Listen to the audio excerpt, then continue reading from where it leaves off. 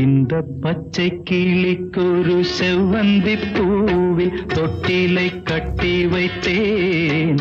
அதில் பட்டு தூகிலுடன் அன்னச்சிறகினை மெல்லென இட்டு வைத்தேன்.